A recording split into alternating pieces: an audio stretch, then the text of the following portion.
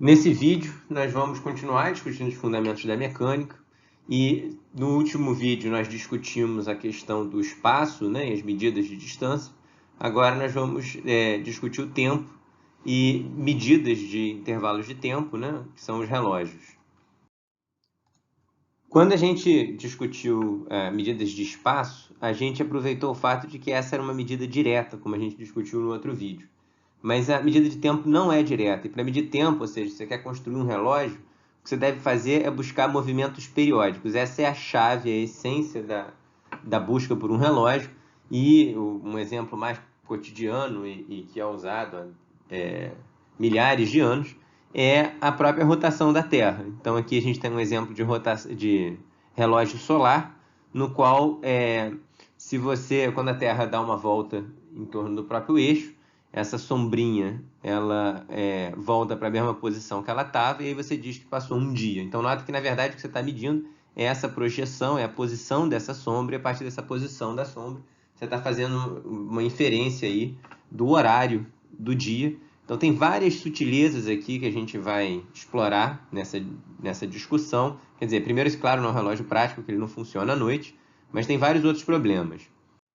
Para começar, a Terra ela não está só rodando em torno do próprio eixo, mas ela está também se transladando aqui em torno do Sol, e isso faz com que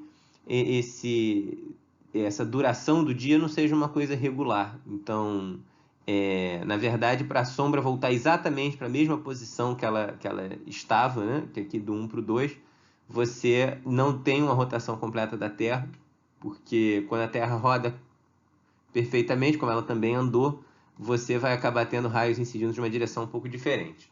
Então, é muito sutil realmente a busca por um movimento perfeitamente periódico, coloquemos assim. Mas ainda assim, a rotação da Terra foi durante muito tempo usada como a definição de segundo. Então, você definiu o segundo como sendo aqui essa razão 1 sobre 86.400 do dia médio solar. Então aqui já tinha essa figura de... Você sabia que os dias não eram regulares, então no fundo você estava tomando como referência um dia médio. E claro que isso não é perfeito, a gente vai discutir depois medidas mais precisas do segundo. Mas o que é importante para a gente, por enquanto, perceber é que a construção de relógio ela passa, então, por buscar movimentos periódicos. A palavra-chave aqui é periodicidade, porque a gente está sempre, no fundo, medindo a posição de algo. Então, no caso dos relógios de pêndulo, que vocês certamente já viram aí, aqui está um exemplo dele, a ideia era justamente basear a periodicidade no movimento do pêndulo. Então, quando a bolinha volta para a mesma posição que ele estava, você disse que passou um período, e aí a ideia é que ela sempre vai levar o mesmo tempo para voltar à mesma posição, ou seja, o movimento é periódico. Então, essa é a base para definir o período de movimento. Uma pergunta natural é: como que você garante que os períodos duram exatamente o mesmo tempo? Quer dizer, se a gente não sabe medir tempo, se a gente está buscando uma primeira definição de tempo, como que você pode garantir que os movimentos são realmente periódicos? Então, esse é um primeiro problema que a gente tem que abordar. Então, em resumo, a situação é o seguinte: a gente aprendeu a medir distâncias, que era baseado no fato de que distâncias a gente conseguia fazer com a medida direta. O tempo não é uma medida direta. Para medir tempo, a gente também está, no fundo, medindo posições. Então, a gente, para construir relógio, precisa de movimentos periódicos. A gente precisa de caras que voltem regularmente para a mesma posição. Mas, se você não sabe medir o tempo ainda, que é o que a gente quer fazer, então a gente não tem como, em princípio, garantir que é periódico. Qual é o caminho histórico que a coisa foi feita? Foi, como em outras medidas e como a gente discutiu em outros vídeos, uma coisa aproximativa. Quer dizer, você observava que esse pêndulo parecia ter um movimento bem regular, usava ele para definir tempo e ia vendo que você não chegava em nenhuma grande contradição, de vez em quando chegava em uma outra e via que essa não era uma medida perfeita, mas funcionava mais ou menos bem. Então, um caminho meio... É assim que geralmente a evolução, né? Por outro lado, a gente agora, uma vez que a gente tem uma teoria consistente e tal, a gente quer ser capaz de uma maneira mais rigorosa, encontrar uma definição fundamental para tempo. Novamente, para tempo não dá, pelo que a gente falou no vídeo passado, mas para medidas de intervalo de tempo. A gente quer fazer o mais rigoroso que a gente puder. E aí, bom, o que a gente pode fazer? Se basear nos princípios que a gente já tem, é o único caminho. Então, uma forma é você usar a primeira lei de Newton. Então, a gente viu que em um referencial inercial, e a gente sabe identificar referenciais inerciais, a gente viu que corpos isolados se movem uniformemente. A gente demonstrou isso, tá? Nos vídeos passados. Então, uniformemente significa que eles se deslocam distâncias iguais em tempos iguais. Então, você pega uma partícula isolada, tá? E define uma unidade de tempo como sendo o tempo que esse corpo livre que você escolheu como referência usou para percorrer uma distância fixa que você determinou em um referencial inercial. Então, você pode dizer o seguinte, olha, quando aquela partícula andar 1 metro, e eu sei medir 1 metro, eu aprendi a definir distâncias, você vai dizer, quando aquela partícula andar 1 metro, eu vou dizer que, por definição, passou uma unidade de tempo. Pronto, está aí. Então, a gente agora tem, a partir dos princípios da mecânica, uma definição rigorosa, tá, do que é de como medir tempo. Inclusive, tem alguns autores, inclusive, que optam por dizer que um dos significados profundos da primeira lei de Newton é justamente a possibilidade de você definir intervalos de tempo rigorosamente, tá? Então, chamando a atenção que às vezes quando o pessoal define, por isso que a gente aqui seguiu essa definição de referencial inercial através das simetrias, além de várias outras vantagens, quando você segue o caminho alternativo, quando você diz que o referencial é inercial se corpos isolados estão se movendo em movimento retilíneo uniforme, em princípio você tem um problema que você teria que saber, a priori, dizer se o movimento é uniforme ou não. E você precisaria, para isso, saber medir tempo, que é uma coisa que você não sabe, a priori. Então, essa é uma outra vantagem. Qual foi o caminho que a gente seguiu no curso? A partir de simetrias, a gente sabe dizer se um referencial é inercial ou não. Sabendo que o referencial é inercial, a gente, usando o princípio do determinismo newtoniano, demonstrou que corpos isolados estarão em MRU. E agora a gente usa isso para definir tempo. Então, fica tudo encaixadinho. Mas, como sempre, assim, sempre acaba sendo esse uma coisa que acontece sempre nas teorias científicas. O jeito rigoroso de se definir algo não é nada prático. Porque, afinal de contas, para começar, onde você encontra o corpo isolado? Ninguém nunca viu um relógio baseado em corpos isolados.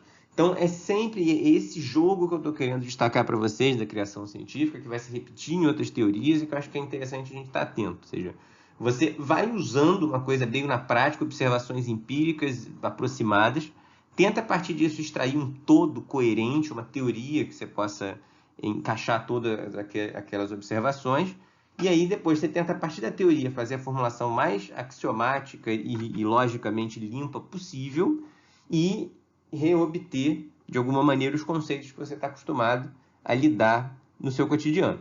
E quando você vai manipulando a teoria, você vai vendo que existem maneiras mais espertas de você medir tempo, por exemplo, do que a definição mais formal de todas. Foi a mesma coisa que aconteceu com massa.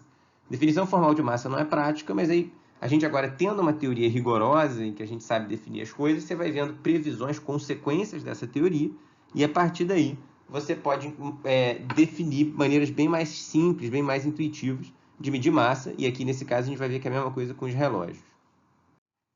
Agora que a gente tem uma definição formal para o intervalo de tempo, que a nossa mecânica, portanto, tem um corpo coerente teórico, a gente pode começar a resolver equações de movimento, prever o movimento em certos sistemas, mal bem o que vocês fazem desde o ensino médio. E aí um caso muito interessante é o do pêndulo simples, que você tem uma bolinha presa por um fio ao teto, oscilando próximo à posição de equilíbrio. E aí quando você resolve a equação de movimento desse sistema, vocês fizeram já em cursos anteriores, a gente vai fazer com bastante rigor mais para frente, você mostra que se você está num referencial inercial, o movimento do pêndulo ele vai ser periódico. E aí você fala, puxa, então peraí, para eu começar tudo, para eu ter uma definição de intervalo de tempo que eu posso usar para definir velocidade, aceleração, tarará, eu precisei de um exemplo super abstrato, envolvendo corpos isolados e tal. Só que peraí, olha só, esse sistema ele é periódico agora, eu sei. E, portanto, se eu de fato quiser construir um relógio, é muito mais prático olhar para cá do que ficar procurando partículas isoladas. E mais do que isso, a gente vai ver que se você tiver para pequenas amplitudes, esse período daqui ele independe da amplitude. Essa expressão que vocês já viram também em cursos anteriores.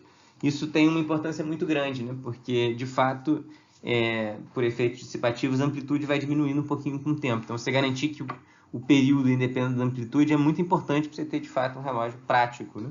Então, claro, novamente, esse não é o caminho histórico, tá?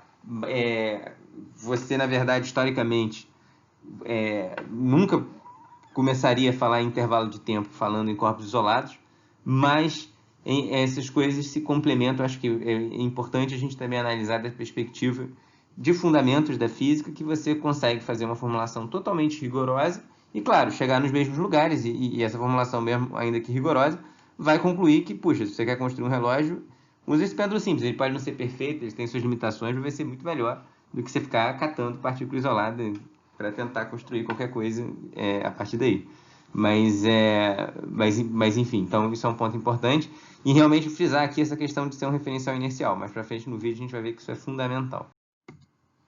Aqui está uma animaçãozinha de como é que funcionam essas engrenagens, né? Tá ali o pêndulo está aqui oscilando, e aí essa engrenagem vai passando, né? E aí aqui você bota um ponteirinho e faz o relógio. Quem quiser mais detalhes pode ver aqui nesse artigo da Wikipedia. Então, quero destacar aqui a necessidade da gente estar em um referencial inercial. E isso eu vou mostrar da seguinte maneira, quer dizer, a gente demonstrou que o movimento no referencial inercial ele é periódico. Ou seja, o ângulo como função do tempo é dado por essa equação aqui, como vocês veem lá na física 1, tá? Lembrando, para pequenas amplitudes. Se esse A começar a ficar muito grande, isso aqui quebra. Mas depois a gente vai, mais para frente no curso, aprender a caracterizar o que tem que ser pequeno. A gente vai fazer umas contas mais precisas um pouco. Mas dentro dessa aproximação, a gente viu que o ângulo ele tem uma dependência com o cosseno. Então, o cosseno é a função periódica aqui por excelência, né? Essa distância entre os picos ela sempre leva o mesmo tempo. Então, aqui temos um movimento efetivamente periódico.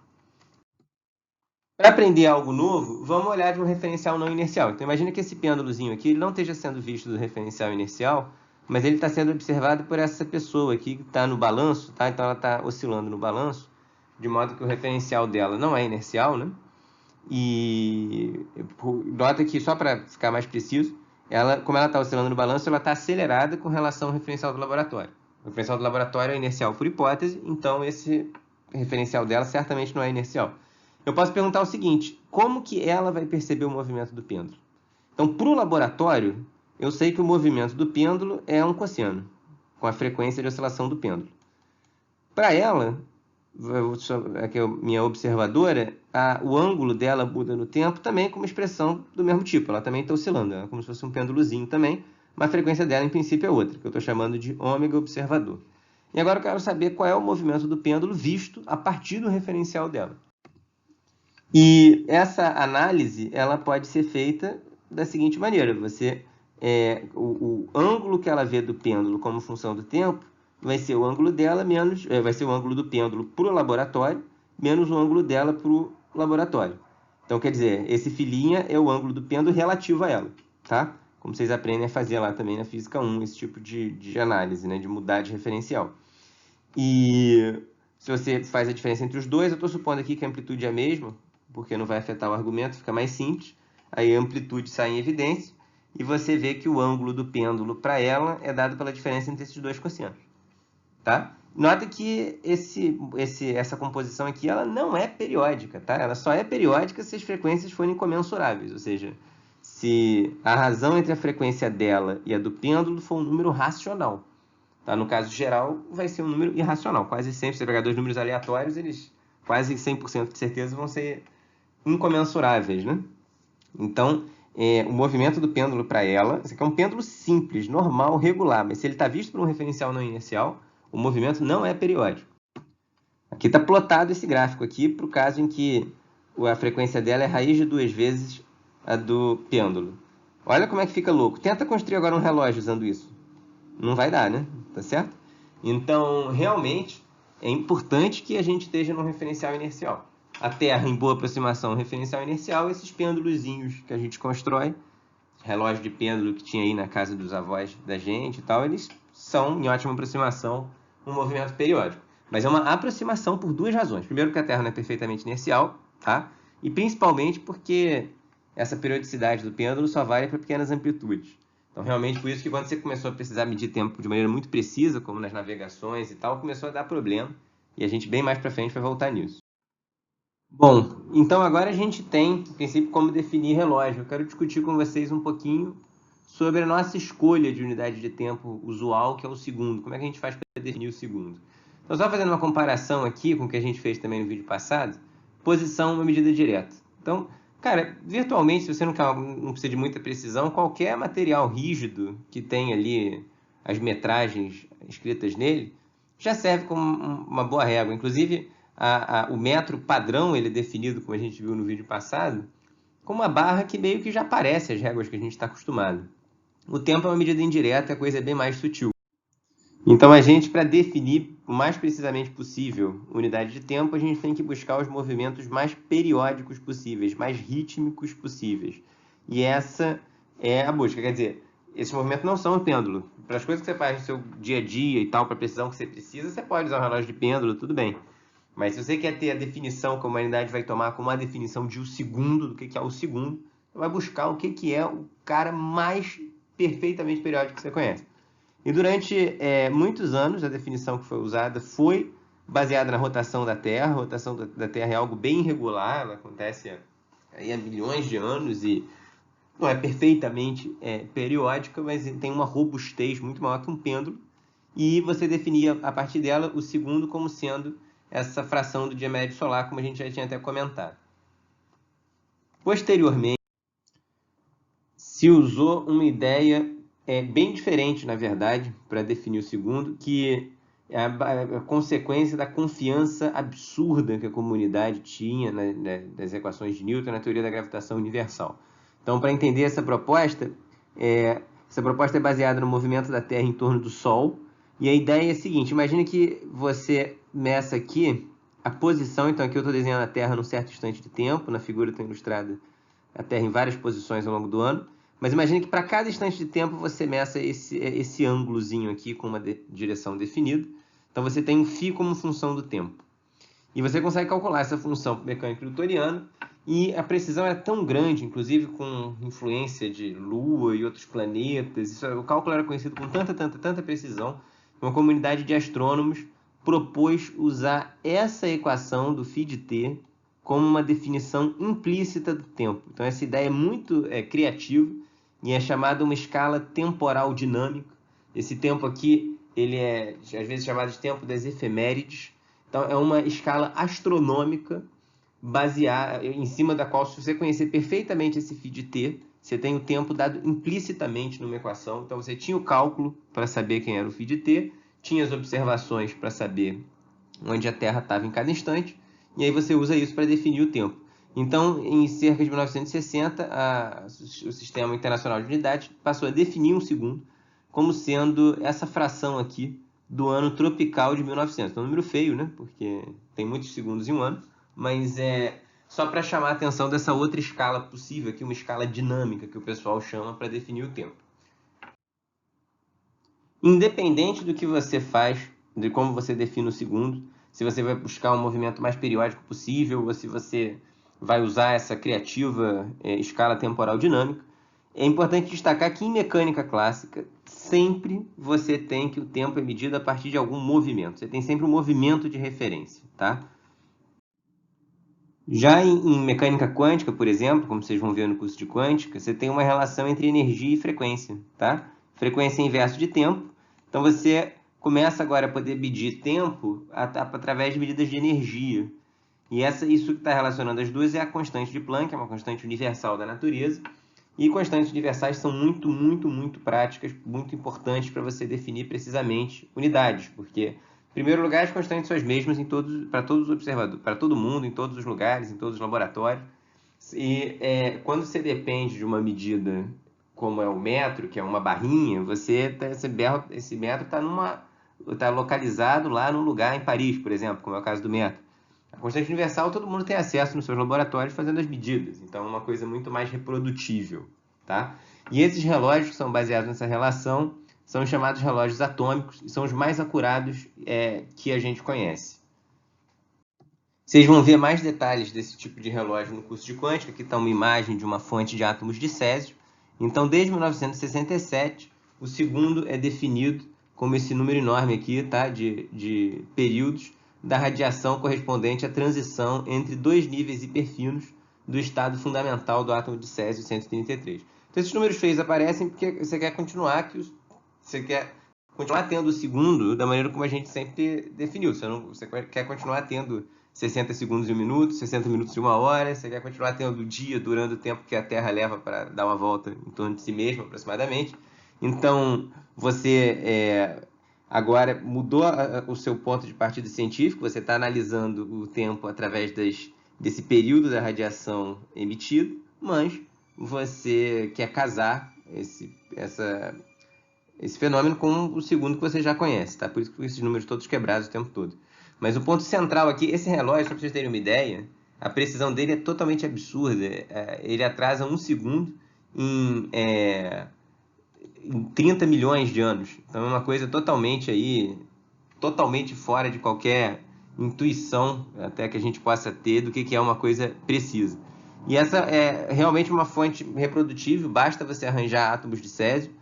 Claro que requer uma grande tecnologia, vocês não vão ter um relógio atômico na casa de vocês, mas essa tecnologia está presente em muitos e muitos laboratórios, é uma coisa muito mais universal, tá?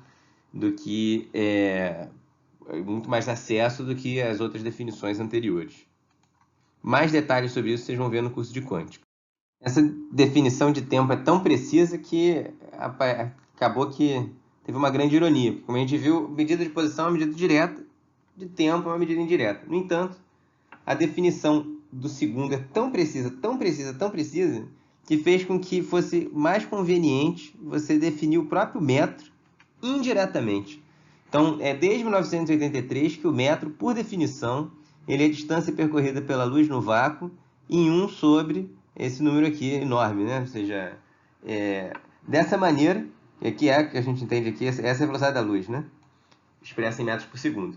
Então, nota só, quer dizer, a ideia é que agora o metro é definido indiretamente e o segundo é tão preciso, mas tão preciso, mas tão preciso, que o pessoal estava... Por que fizeram essa definição aqui em 83?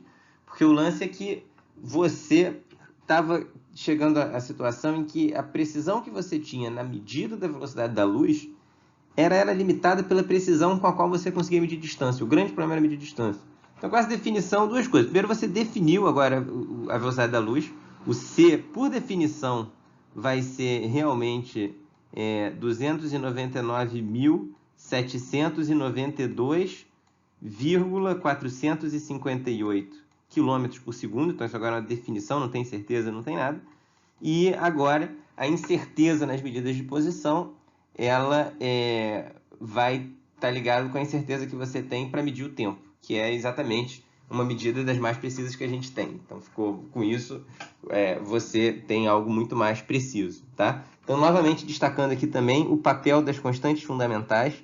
Então, a ideia é que quanto mais constante fundamental você tem, melhor para você definir precisamente as suas unidades, porque constantes fundamentais são reprodutíveis, todo mundo tem acesso a elas nos seus laboratórios, e elas são algo que, em princípio, são imutáveis, ou seja, elas são a mesma em qualquer experimento, para qualquer referencial, em qualquer instante de tempo.